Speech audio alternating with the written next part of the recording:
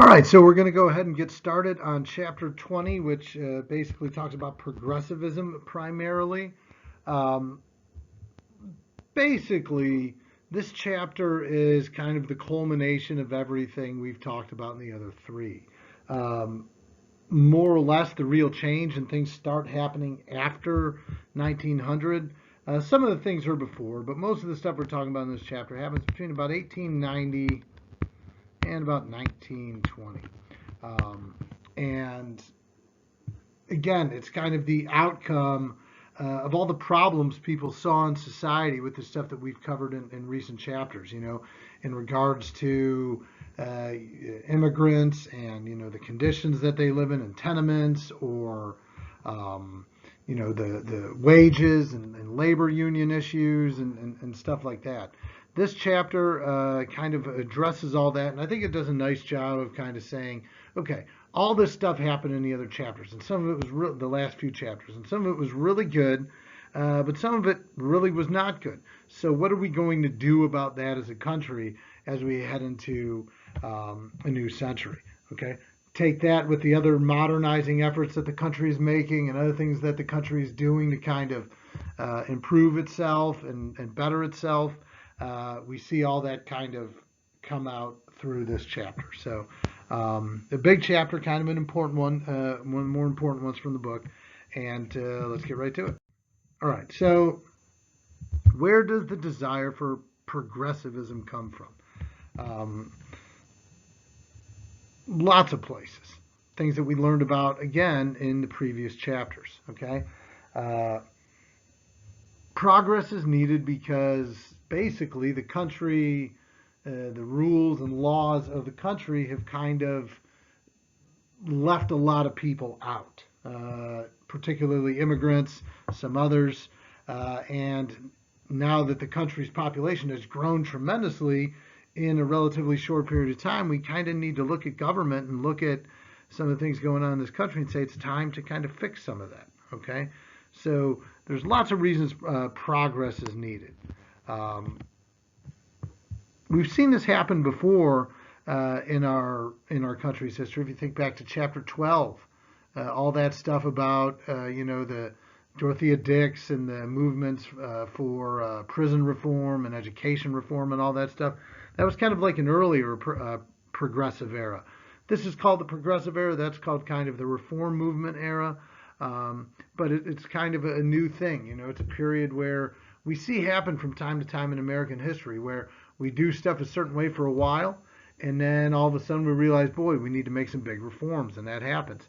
And then and that happens in the 1840s, and then people again in the late 1800s, early 1900s say, boy, we need to make some changes again. And then we see it happen again in like the 1960s with the civil rights movement and the women's movement and stuff like that. Um, you know, uh, we may see it again sometime soon. Maybe we already have. Only history knows for sure. It's important to note that um, progress is going to lead people to believe more in government. By 1900 or so, there is a lot of, or a lack of belief that people have that government is really working and representing them. Um, and people have a point. We have a lot of participation in elections, but there's also a lot of people that can't vote, most notably women. So um, as the country continues to change and get larger, it's time to maybe take another look at some of the policies and things that exist and make some changes here. Right? We believe in making progress. We believe in government. If those progresses are made, we can believe in government again. People don't because you got the boss system and stuff like that. But we'll get into that stuff a little bit later. Okay. We see a lot of this then kind of come. Where does the impulse, right? Where does the impulse for this come from? A couple main sources, okay? Largely from a group known as the Muckrakers. Now, we've learned about a couple of them already. Upton Sinclair and The Jungle would be an example. Jacob Riis and How the Other Half Lives. They talk about kind of some of the major social problems that need to be addressed, poor immigrants, poor working conditions, etc. The book mentions a couple. Um, Lincoln Steffens and Ida Tarbell, who address similar issues in parts of the country, and the horrible conditions that a lot of people have to deal with. These people are known as muckrakers. Now we call them investigative journalists. They look for the problems in society and expose them with hopes that those problems get solved. That's essentially what the role and the job of the muckrakers is to do. Now, the social gospel is really kind of important because it's something that we talk about a lot as Catholics. It's the same concept as social justice in a way. There's a big movement late in the 1800s and early in the 20th century for social justice. It's brought about by, you know, things that people see in society that they want to see change happen. Philanthropy is great for people that have the money to be able to give a lot of it away, but we also need people to do things, to help people that are in difficult circumstances. And this is where we see kind of the birth of, really in this country, charitable efforts, charitable organizations, groups like the Salvation Army and others are born around this time. The Catholic Church has Rerum Novarum during this time, which kind of outlines why, that is part of a Catholic social responsibility to, help those in need, to give charity, to help the poor, and bring them to a better relationship or closer relationship and opportunity with God, things of that nature. Obviously, these are things you learn about in your religion classes, and you talk about a lot. All this stuff, all these things are kind of originated around this turn of the 20th century. So you're talking here about a pretty big, massive social change that's still around today, that comes around during this time. Okay. Another big change movement was something called the settlement house movement. Settlement houses were basically places where immigrants could go to, once they first arrive in America. So let's explain a little bit more with its founder, Jane Addams. Jane Addams, and write this down. Jane Addams is considered like the mother of all social workers. Jane Addams is like the first American social worker, great social worker, and she founds a place called Hull House in Chicago. And basically, people would go to these settlement houses. Hull House was a settlement house. And the idea was there would be educated middle-class women there primarily, but some men as well, that could help immigrants adjust to life in America.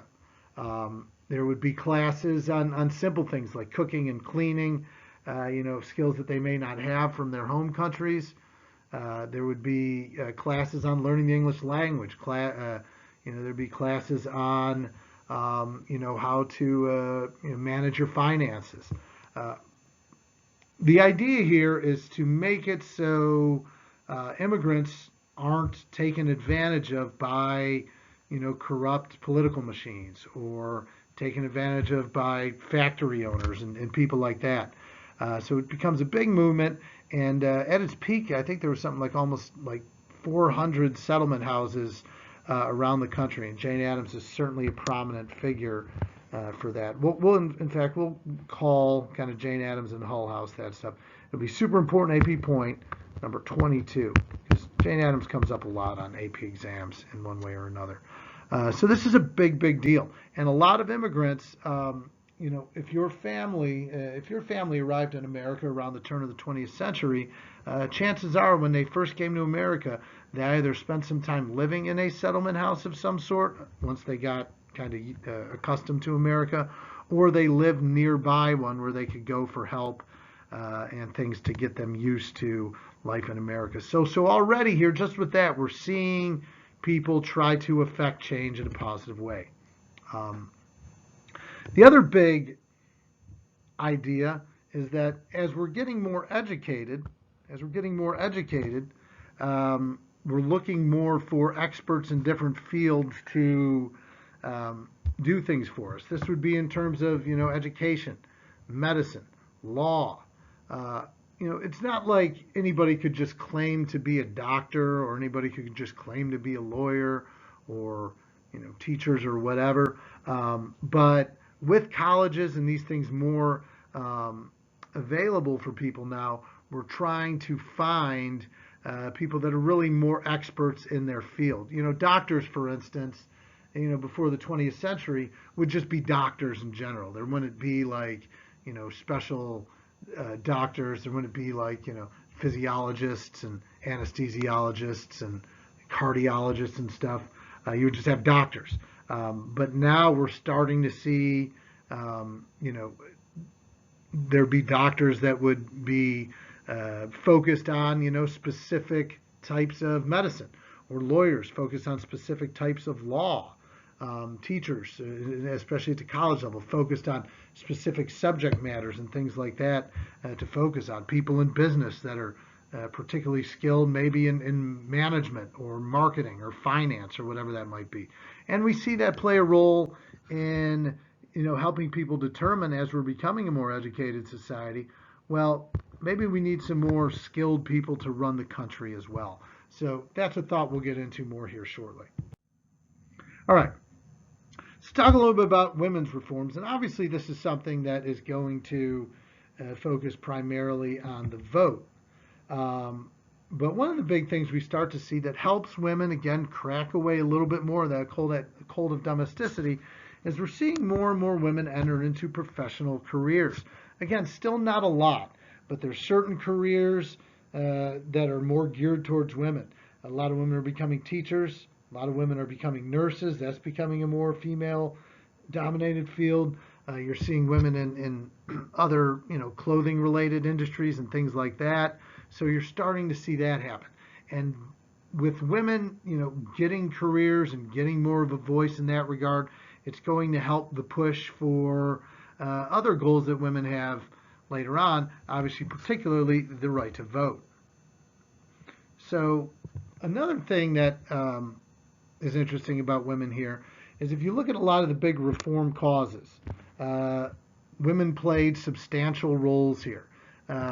Obviously, Jane Addams and the Settlement House movement. Obviously, lots of women, Susan B. Anthony, Elizabeth Cady Stanton, and others are going to be major in the women's suffrage movement. You're going to have women play significant roles in the temperance movement. Women like Carrie Nation and others that were against alcohol consumption. And many other things. Women bring a kind of men are beginning to realize that women play a really important role in these causes because they should be listened to, because they, it's not like they can be affected by the vote because they don't have a vote or something like that. So women are more balanced in that they're going to, give you a perspective that isn't going to be biased in some way because they might believe one thing or the other, because frankly, what women believe at this point without the vote matters very little. And if you have a prominent husband, then, that might lead to positive change. So I kind of already just explained this. Sorry, I moved a little bit ahead there. So with that, let's talk a little bit about women's suffrage. Now, one thing to understand, we know that women got the vote with the 19th Amendment in 1920. That wasn't the first time women were able to vote. Remember, there was no ever law saying that women weren't allowed to vote, so several states had already granted suffrage to women before the 19th Amendment came about. The first of which was Wyoming, I think in 1887, I might be wrong, sometime in the 1880s. Wyoming became the first state to give women the vote, and then others would follow. So it was a long time coming. And if you think all the way back to the Seneca Falls Convention, that's all the way back in 1848. So here we are into the 20th century, into the early 20th century, and women still don't have the vote. So what changes by this time to allow the movement towards women getting the vote to really gain some steam. Okay, what it comes down to is a club women organization. Now, club women were um, basically groups of women's clubs that would come together and talk about social issues, talk about books they're reading, talk about any number of things. And finally, breaking away from that cult of domesticity, women are able to come together, and among other things, one of the things they talk about is, boy, wouldn't it be great if we were able to have the vote? And as more and more women start to have that discussion, more and more women realize that they want the same thing, and ultimately, of course, that is the women getting the vote. The thing that's important, why it gets support where it didn't before, is these club women tend to be wealthy. These club women tend to be wives of prominent men, and in many cases, wives of men that are in politics. And through this, they come together and kind of reframe the whole argument for women's suffrage. Okay, that rather than it's going to destroy social norms by allowing women to vote because then they're going to get divorces and then it's going to break the natural order of families and stuff like that. Instead, it goes back to what I set up here. This is what women can offer, right? These are the ideas that women have that they can share, rather than just saying, we want the vote because we hate men or whatever. No, it's women really have interesting perspectives, and them being empowered by other women allows for this movement to really gain some traction for the first time.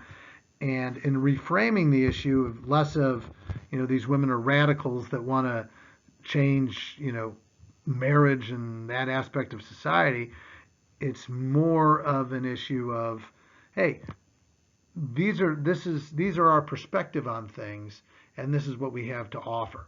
We're balanced. We have interesting ideas. We think we can really make positive contributions to society, and we're not going to run off with somebody else and leave our marriages behind and leave our families behind. That allows this movement. That allows the women's suffrage movement to really take shape. And ultimately result in, of course, the 19th Amendment in 1920, which grants women the right to vote. This was largely accomplished through a group called the National American Women's Suffrage Association, which, is kind of like the women's version, I guess, of the NAACP, advocating for women and their right to be able to have the vote. Okay, so let's go ahead and move on. Another area where we need to make reform, of course, is in government. We know this. We know that government is becoming more and more corrupt because of political machines, because of the increased power and influence that these political machines have. And by the beginning of the 20th century, we're starting to see this change move its way from, just ideas to actually changing and making reforms in government. Okay? Progressives want reforms, again, because they realize how much corruption exists in the current political system, and that needs to change. They realize that moneyed interests infiltrate the highest levels of politics. We see it with William McKinley and how guys like Andrew Carnegie, J.P. Morgan, and John Rockefeller intervened to kind of pump a bunch of money in there to make sure William McKinley became president because he would be friendlier to people with a lot of money. We see it in like Tammany Hall and those things in political machines in other cities where it doesn't matter what you believe and who you vote for because elections are rigged and corrupt. Okay, progressives say that's not acceptable and that needs to change. So how do we do that? One way is by simply creating a new method of voting. It's late in the 1800s and around in the 1890s where we first introduced the secret ballot. That is the system we use today to vote. As I mentioned to you before in prior chapters, the old way is you basically go there and you'd verbally say who you voted for. You'd raise your hand for one candidate, So everybody would know who you supported. But by imposing a secret ballot, make sure you understand this, that immediately takes power and influence away from the political machines because they can't intimidate people anymore, right? Effectively. They can't, because you could very easily just say, yeah, I voted for your guy when you didn't, okay? And if enough people do that, then, you're not going to know who's telling the truth and who's lying. So it immediately weakens and takes power away from these political machines and seeks to start changing the way government is being run, beginning at the local level and working its way up. How else can we change government for the positive? Another thing we see happen in a lot of cities, in fact, Dayton was one of the first to impose something called a city manager plan. Now, a couple slides ago, I mentioned about how expertise is important and how we want experts in different fields to work. The city manager plan is the same sort of thing. Rather than have a political official that is elected, you have a city manager. A city manager is someone who is not elected, he's hired, and it's basically his job to run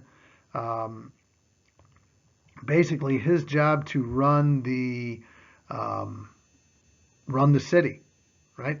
There's still a mayor and there's still elected officials, but he's like a guy who runs the financial things and stuff like that and makes sure everything is done the right way.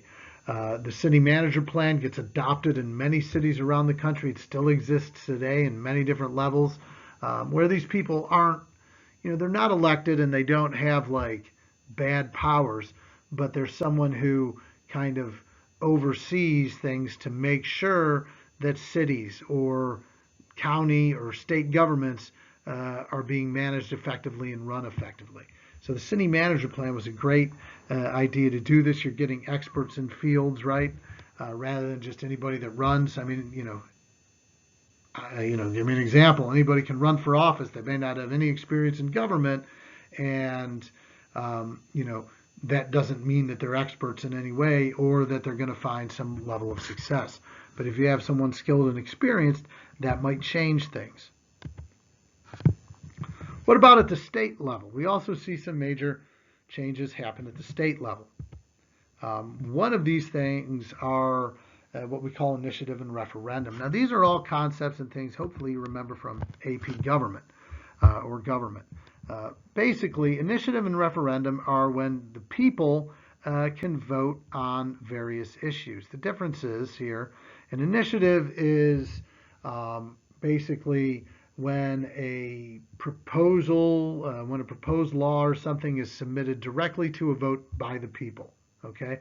In other words, all the people get to vote on it rather than having state elected officials vote on it. An example of initiatives that we see a lot are like school levies would be an initiative. You vote on a school levy, and you either vote for it or against it. If it goes down, it's not like a local or state government can resurrect it and say it passed. It's totally up to the people. Now, a referendum is a little bit different. This is when the state representatives say make a law or attempt to make a law, and then it's put on the ballot to be voted on by the population of the state. An example of that would be, if they wanted to legalize marijuana in Ohio, or regarding gay marriage or something like that, which was on there a few years ago, right? Rather than the state house just voting on it and that's it, they vote on it. If it passes, it goes to the state for everybody to vote on. If it doesn't pass, then that's it. So again, we're empowering people more to get more involved and have more say in the progress of government.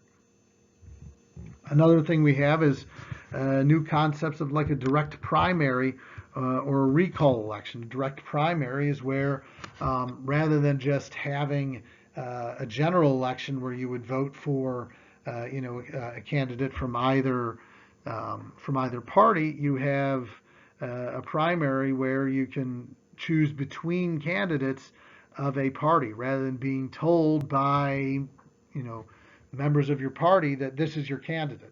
Okay, it used to be that when it came time to vote, the state would kind of pick the candidate, and then you would say, okay, I'm either going to go with the Republican or the Democrat or the third party or whatever. Now, as we see happen in normal elections nowadays, you have multiple choices, and you pick a candidate in a primary that you like, and hope that that person wins. A recall is when you vote to remove somebody from office, right? A recall can happen if there's something that people don't like about what a state official does, typically like a governor or some other elected official, and they have a recall election where the people will vote a second time to determine whether or not that person gets to stay in office or whether they get removed. Okay, again, empowering people more. A classic example of a recall was in 2003. The governor of California, a guy named Gray Davis, was recalled. They voted on it, and he got kicked out of office. And that's how Arnold Schwarzenegger ran for and became governor of California. Now, Robert La Follette, the guy who's pictured here, is probably the most prominent progressive leader. And he also ranks probably on the list of, and I've mentioned these before, that also includes like Daniel Webster and Henry Clay. He's on the list of top 5 most important American politicians that never became president. Now, he was governor of Wisconsin. And while he was governor of Wisconsin, Wisconsin became the most progressive state in the United States, leading on many progressive efforts, becoming the first state to offer things like workmen's compensation, health care, some form of health care, minimum wage for workers, various taxes that would be beneficial for the common man and would place limitations on the power of big businesses. He was a major reformer, was Robert La Follette, and a significant figure. He was governor of Wisconsin, later became senator, and ultimately ran for president but didn't win. So he's another really prominent figure that that we often see on AP exam. We'll just call Robert La Follette somebody you should really be aware of. Super important AP point number 23. Michael Jordan. And then final point for today, kind of the ultimate outcome of a lot of these government reforms is the 17th Amendment. The 17th Amendment is direct election of senators. So now regular people have the opportunity to vote for U.S. senators rather than state legislatures doing it. It used to be that whoever, your 2 senators from each state would be determined by the state legislature. And the state legislature would vote on it, and that would, determine who is going to be the senators. But now we get to vote as a state, as registered voters in the state as to who our senators are going to be. So all this stuff we talked about today, hopefully you see here, all this stuff is all about empowering people to get more involved with government and giving people more of a say in the progress of American life. So again, went a little bit longer than I thought I would, but that's the end for today, and we'll see you next time.